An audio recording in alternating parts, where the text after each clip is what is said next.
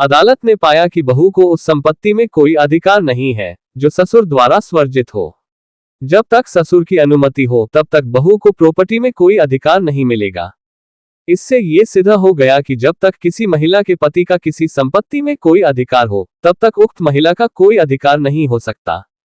खासतौर पर ससुराल की संपत्ति के मामले में बेटे को भी बाहर कर सकते हैं माता पिता। दिल्ली हाईकोर्ट ने भी कुछ वक्त पूर्व फैसले में कहा था कि बेटा भी माता पिता के घर में तभी तक रह सकता है जब तक कि माता पिता की अनुमति हो। वो पेरेंट्स की प्रॉपर्टी में रहने के लिए कानूनी अधिकार का इस्तेमाल नहीं कर सकता है।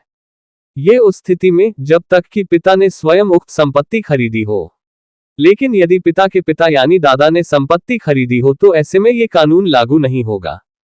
ये भी महत्वपूर्ण है कि माता पिता की संपत्ति में बेटी का अधिकार समान है। सास ससुर की संपत्ति पर बहू का अधिकार।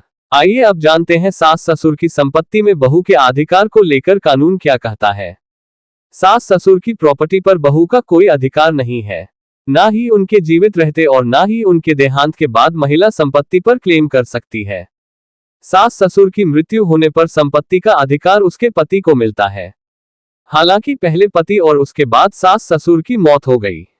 ऐसी परिस्थिति में महिला को संपत्ति का अधिकार मिल जाता है। इसके लिए यह जरूरी है कि सास ससुर ने वसीयत किसी और के नाम ट्रांसफर ना की हो। इतना ही नहीं, माता पिता की आज्ञा के बिना बेटा भी उनके घर में नहीं रह सकता है। पुत्र कानून का सहारा लेकर भी उनके घर में रहने का दावा नहीं कर सकता। पति के मौत पर पत्नी के संपत्ति अधिकार। संपत्ति की वसीयत लिखे बिना जब किसी व्यक्ति की मौत हो जाती है उसकी प्रॉपर्टी पर अधिकार को लेकर कानून स्पष्ट है। इस स्थिति में व्यक्ति की संपत्ति मां और विधवा पत्नी को मिलती है। हालांकि यह जरूरी है कि व्यक्ति ने वसीयत में किसी दूसरे को अधिकार ना दिया हो।